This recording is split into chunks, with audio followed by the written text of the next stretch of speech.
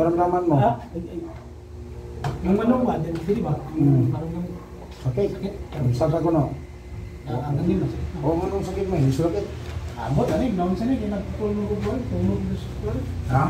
sa Candelaria, nagputol ko ng puno. Oo. Tinapol ko, siguro nabigla kayo. Oh, sige. Pag-gising ko, wala na. Oo.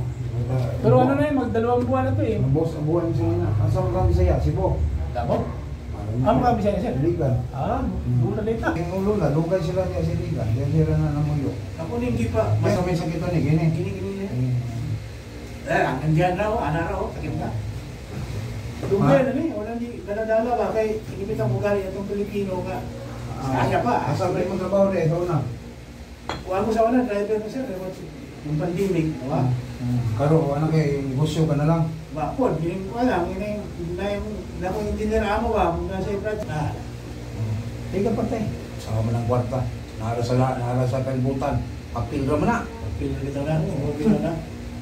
Pero na, isakyan ng satanas, kaya mga tao. Hindi mo nyo maginig kwarta bitaw no? Oh, money is the root of evil. O bitaw? Kasi andito na daw sila eh, all body lang. Hindi mo pansin siya. Kayo po sir yung nestor na. Magandang malang ko, Reject na itong file na ito. Reject na. Hindi niya. Ultimo mga 2 tortil. Singil lang kong tumpay mo eh. Di magsilbi. Asa yung mga balikat. Sige, lingkod. Ay, salamat. Hindi, wala pa. Ay! Ito pa lang inutrito yung mga gini sa ulo. Sisunod mo, nanay. Kaya sa kayong gamot.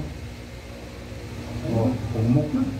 Nas kilikili, Kilik ito, o naka nas kilikili. Bisa ba, ang manghilot magod, di rin nila hiloton, ala. Ituyo ko no. Tangag tuba-tuba no. Dito rin nas kilikili. Okay na? Ha? Ba? Ha! Gulat ka no. Ito yung gawa sa undani mo, lipay kayo eh. Pag lakad ko rin, anak siya no. Kita pa sir. Pag-amaw na anak niya, anak.